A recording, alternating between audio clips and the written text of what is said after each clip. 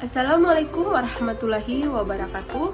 Saya Anissa Fitri dengan NIM 2023 0501030338. Baik, di sini saya akan menjelaskan materi dari bab 7 sampai bab 14 sebagai tugas akhir mata kuliah akuntansi biaya.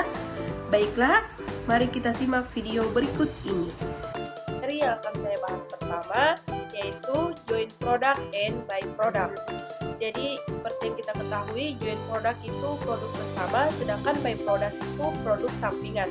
Adapun karakteristik dari produk bersama, yang pertama dihasilkan secara bersama, yang kedua nilai jual dan kualitas relatif sama, dan yang ketiga alokasi biaya sama. Dan karakteristik produk sampingan dia, yang pertama dihasilkan dari produk utama, dan yang kedua nilai jual lebih kecil dari produk bersama, dan yang ketiga bukan tujuan utama produksi. Dan adapun cara menghitung biaya, yang pertama nilai jual relatif, yang kedua satuan fisik, yang ketiga rata-rata biaya per satuan, dan yang keempat rata-rata tertimbang. Materi kedua yang akan saya bahas itu just in time. Jadi just in time itu untuk menghasilkan produk apabila diperlukan dengan kualitas yang disesuaikan dengan permintaan dari konsumen. Adapun kelebihannya, yang pertama yaitu pengurangan biaya inventaris, dan yang kedua peningkatan efisiensi produktif, dan yang ketiga peningkatan kualitas. Adapun tantangan dari just in time, yang pertama ketergantungan pada pemasok, kerentanan terhadap gangguan, dan yang kedua tekanan pada pemasok. Baik, materi ketiga yang akan saya bahas yaitu material controlling.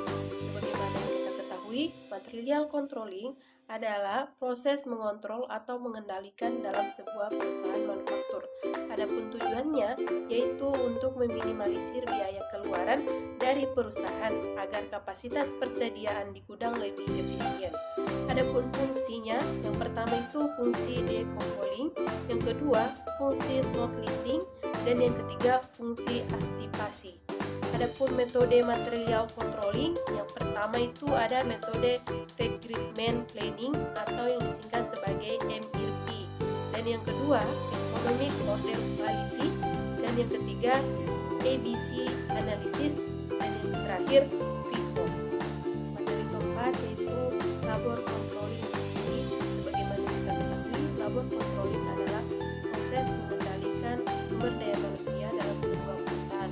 Dan adapun indikator produktivitas sumber daya manusia itu ada beberapa. Yang pertama ada output per jam, dan yang kedua ada persentase penggunaan kapasitas, dan yang ketiga tingkat kehadiran, yang keempat tingkat pemborosan, dan yang kelima tingkat kesalahan. Dan adapun jenis-jenis produktivitas dalam sumber daya manusia, yang pertama itu produktivitas total faktor, dan yang kedua produktivitas tenaga kerja, dan yang ketiga produktivitas bahan baku. Lanjut, factory overhead controlling atau dalam bahasa Indonesia disebut dengan pengendalian biaya overhead pabrik. Adapun penggolongan biaya overhead pabrik yaitu yang pertama biaya bahan penolong, dan yang kedua biaya reparasi dan pemeliharaan, dan yang ketiga biaya tenaga kerja tak langsung, dan yang keempat biaya yang timbul akibat penilaian terhadap aktiva. Dan adapun metode penentuan tarif biaya overhead pabrik itu ada beberapa. Yang pertama plan weight rate atau tarif tunggal perusahaan, dan yang kedua department rate atau tarif tunggal departemen, dan yang ketiga activity rate setiap aktivitas. Terus materi selanjutnya yakni departementalisasi biaya overhead pabrik.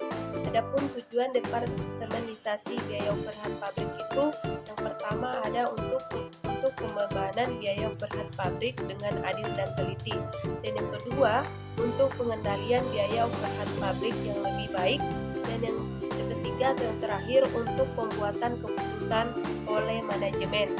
Adapun penggolongan biaya overhead pabrik ada beberapa. Yang pertama biaya bahan penolong, dan yang kedua biaya reparasi dan pemeliharaan, dan yang ketiga biaya tenaga kerja tak langsung, dan yang keempat biaya yang timbul sebagai akibat penilaian aktiva tetap.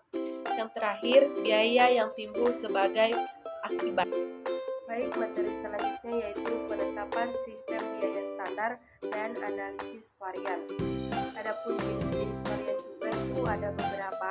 Yang pertama varian tarif atau harga, dan yang kedua ada varian volume atau kuantitas, dan yang ketiga ada varian efisiensi, dan yang terakhir ada varian overhead. Adapun manfaat analisis varian juga itu ada beberapa. Yang pertama, identifikasi perbedaan signifikan antar kelompok. Yang kedua, pengendalian dan evaluasi kinerja. Dan yang ketiga, mendukung pengambilan keputusan. Dan yang keempat ada efisiensi analisis.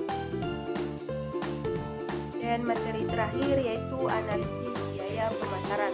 Ada beberapa peran biaya pemasaran dalam strategi bisnis. Yang pertama, meningkatkan brand awareness dan positioning. Dan yang kedua, mendorong pertumbuhan penjualan dan loyalitas pelanggan. Dan yang ketiga, menjadi dasar pengambilan keputusan strategis.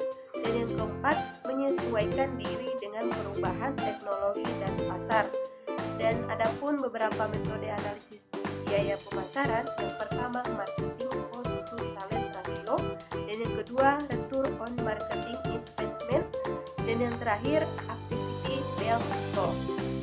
Baik, itulah dia materi yang saya bahas.